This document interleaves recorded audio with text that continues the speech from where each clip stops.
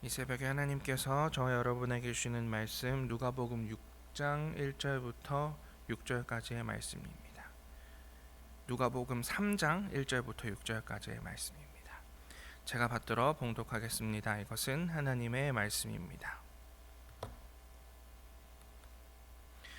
디베르 황제가 통치한 지 15해 곧 본디오 빌라도가 유대의 총독으로 헤롯이 갈릴리의 분봉왕으로 그 동생 빌립이 이두레와 드라고닛 지방의 분봉왕으로 루사니아가 아빌레네의 분봉왕으로 안나스와 가야바가 대제사장으로 있을 때에 하나님의 말씀이 빈 들에서 사가랴의 아들 요한에게 임한지라.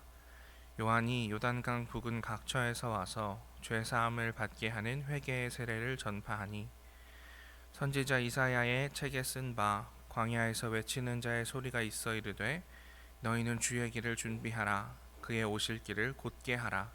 모든 골짜기가 메워지고 모든 산과 작은 산이 낮아지고 굽은 것이 곧아지고 험한 길이 평탄하여질 것이요 모든 육체가 하나님의 구원하심을 보리라 함과 같으니라.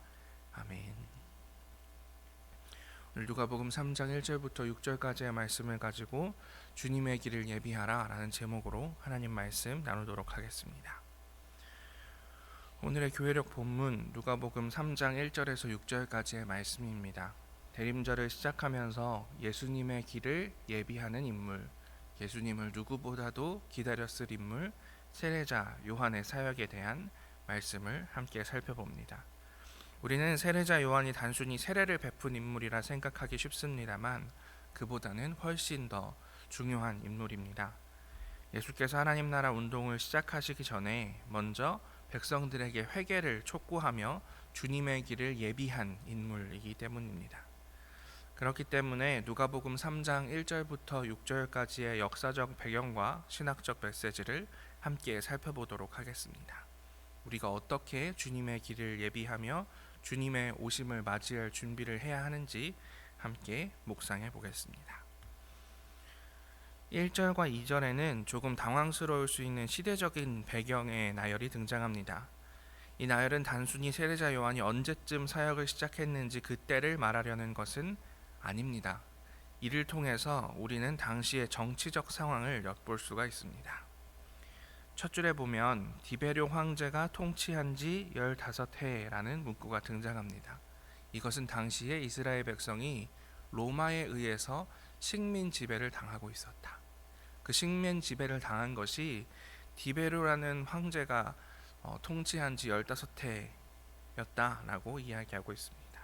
또한 빌라도가 유대의 총독이었고 헤롯 왕이 갈릴리의 분봉왕이었고 그 동생 빌립 그리고 루사니아에 대한 언급은 그 당시 유대 지역에서 정치적 사회적 혼란과 갈등이 있었다는 것을 보여줍니다.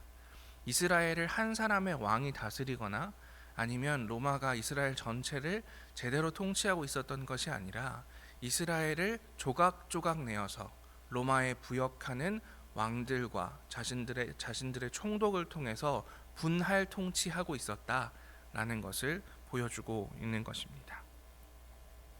그뿐이 아닙니다. 2절 처음에 보면 대제사장 아나스와 가야바에 대한 언급이 등장합니다. 이스라엘의 대제사장은 한 명 혹은 두 명이었지만 대부분은 한 명인 것이 이때까지의 전통이었습니다. 그런데 이때 대제사장이 두 명 있었다라는 것은 이 이스라엘의 종교 권력도 두 개로 나누어져서 서로 반목하고 있었다라는 것을 보여줍니다. 이처럼 당시 정치와 종교 지도자들이 혼란스러웠던 가운데 그때 하나님의 말씀이 빈 들에서 사가랴의 아들 요한에게 임했다라고 성경은 말하고 있습니다. 이는 인간의 역사 속에서 하나님의 구속 계획이 어떻게 이루어지고 있는지를 나타냅니다. 하나님은 인간의 죄와 혼란 속에서도 여전히 구원의 계획을 이루어가고 계십니다. 하나님은 세례자 요한에게 말을 거십니다. 하나님께서는 다른 방식으로 일하실 수도 있었습니다. 저 위에 나열된 수많은 권력자들에게 말을 거실 수도 있었고 그들을 통해서 하나님의 역사를 이루실 수도 있었을 것입니다. 하지만 빈 들에 있던 사가랴라는 동네의 작은 회당의 제사장의 아들 세례자 요한에게 하나님은 말씀하십니다. 그에게 말씀을 주셔서 그를 통해서 구원의 역사, 구속의 역사를 시작하시겠다고 선언하셨습니다. 이는 하나님이 인간과 인류와 관계를 맺고 구원의 길을 여시겠다는 선언입니다. 우리 3절 말씀은 같이 읽어보겠습니다. 요한이 요단강 부근 각처에 와서 죄사함을 받게 하는 회개의 세례를 전파하니. 아멘. 세례자 요한은 요단강에서 사람들에게 세례를 베풀었습니다. 2절에 그가 있었던 곳이 빈들이었다고 했고 3절에서는 그가 요단강 부근에서 일했다라는 것으로 보아 이 두 가지를 합쳐 결합해서 생각해 보았을 때 세례자 요한이 주로 사역했던 곳, 그곳은 광야였던 것으로 보입니다. 광야는 어떤 곳입니까? 광야는 하나님과의 만남과 회복의 장소로 자주 등장하는 곳입니다. 출애굽 당시 이스라엘 백성이 40년간 광야에서 생활하며 하나님을 만나고 훈련을 받았듯이 세례자 요한도 광야에서 하나님의 음성을 듣고 회개와 구원의 메시지를 전파하고 있습니다. 그 메시지는 무엇입니까? 회개하고 죄사함을 받으라라는 것입니다. 회개가 무엇입니까? 단순히 입으로 나의 잘못을 고백하는 것, 거기에서 그치지 않고 삶의 방향을 180도 전환하는 결단을 의미합니다.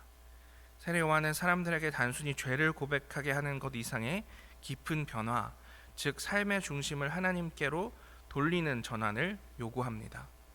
그 전환, 새로운 삶으로의 시작, 과거의 것은 완전히 단절하고 내가 완전히 새로운 삶으로 나아가겠다라는 그 다짐의 표현으로 세례자 요한은 세례를 받으라라고 이야기하고 있습니다.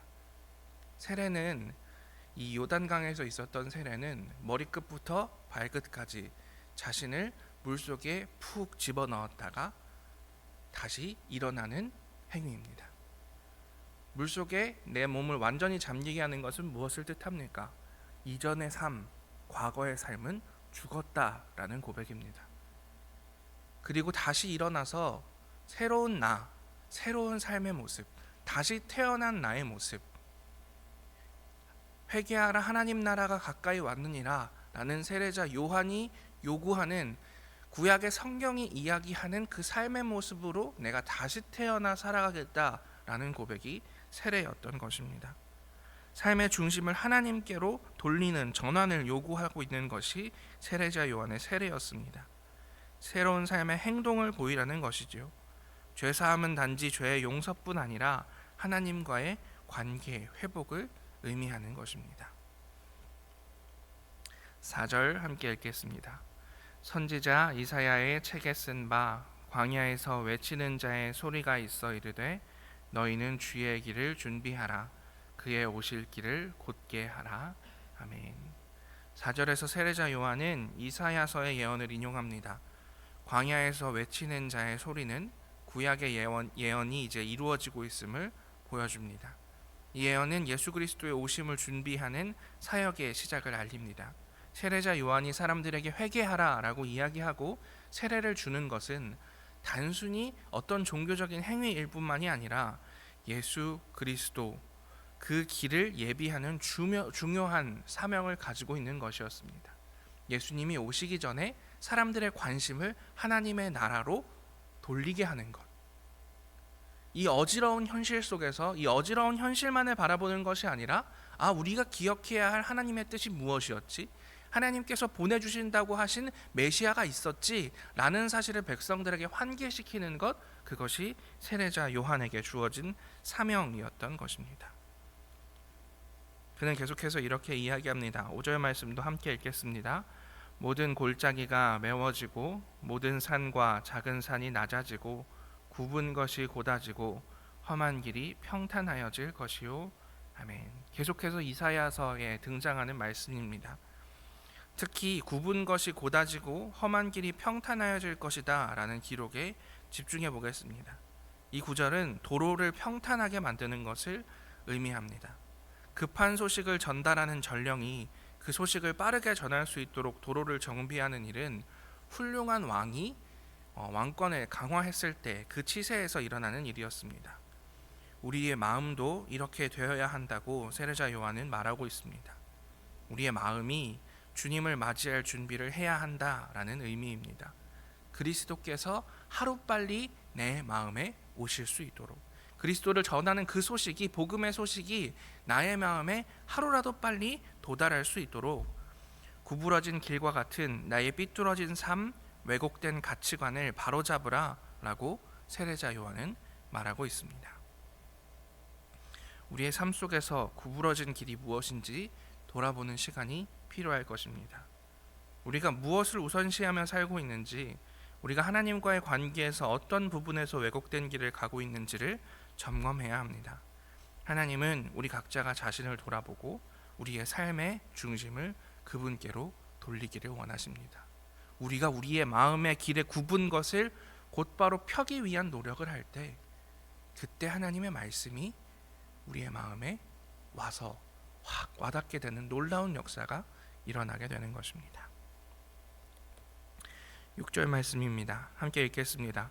모든 육체가 하나님의 구원하심을 보리라 함과 같으니라. 아멘. 6절은 모든 육체가 하나님의 구원을 볼 것이다 라고 말합니다. 결국 예수 그리스도의 구속의 사역, 세례자 요한이 예비했던 예수님의 사역은 모든 인류를 위한 것임을 선포하고 있습니다. 예수님은 특정한 민족, 특정한 계층만을 위한 구세주가 아니라 온 세상 모든 사람을 위한 구세주이십니다. 세례 요한은 그 길을 준비하는 사명을 가지고 있었고, 이 놀랍고 기쁜 소식을 세상에 전달하는 사명을 우리가 또한 이어받게 되었습니다. 그래서 우리는 대림절, 예수님이 오심을 기다리는 절기를 계속해서 지키고 있는 것입니다. 세례자 요한이 전하는 회개하라는 메시지는 1세기 광야에서만 의미를 가지는 것이 아닙니다. 오늘날 우리에게도 여전히 이 선언이 필요합니다. 우리는 주님의 길을 예비하고 그분의 오심을 맞이할 준비가 되어 있습니까? 우리는 진정 주님을 기다리는 대림절을 살고 있을까요? 혹시 우리는 우리의 삶의 구부러진 길을 그대로 방치하고 심지어 그 길 따라 살아가고 있는 것은 아닌지 돌아보았으면 좋겠습니다. 우리의 삶에서 우리는 예수 그리스도를 맞이할 준비가 되어 있습니까? 세례자 요한의 외침은 단순히 고백의 차원을 넘어서 우리 삶의 전체 방향을 전환하는 결단을 요구합니다. 세례의 삶을 요구하는 것이지요.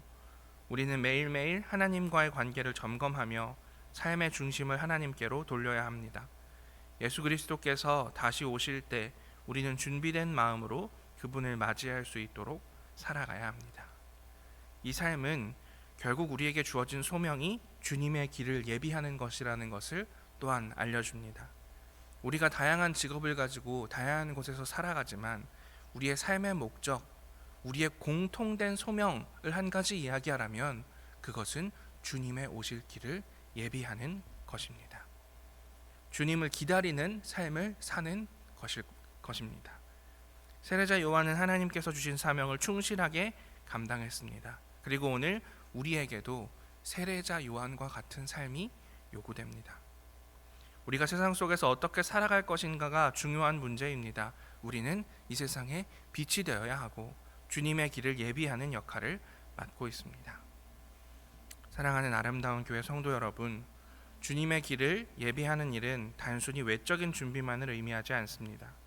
우리의 마음과 삶 속에서 예수 그리스도를 맞이할 준비가 되어 있어야 합니다.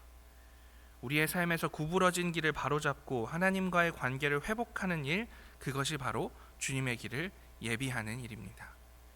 세례자 요한의 외침을 귀 기울여 듣고 그 메시지를 우리의 삶 속에서 실천하는 주님의 제자로 살아갈 수 있기를 바랍니다. 오늘도 주님의 오심을 기다리며 그의 구속의 역사를 경험할 수 있도록 준비된 마음으로 살아가시기를 기도합니다. 하나님께서 우리 각자에게 주신 사명을 다하며 그분의 뜻에 따라 살아가는 오늘 하루가 되시기를 간절히 소망합니다. 같이 기도하겠습니다. 하나님, 우리에게 말씀하여 주셔서 감사합니다. 세례자 요한이 그의 삶 가운데 주님의 길을 예비하는 소명을 온전히 감당한 것처럼 우리의 삶 가운데서도 하나님께서 역사하심을 바라보는 우리 모두가 될 수 있도록 인도하여 주시옵소서. 이 모든 말씀 예수님 이름으로 기도합니다. 아멘.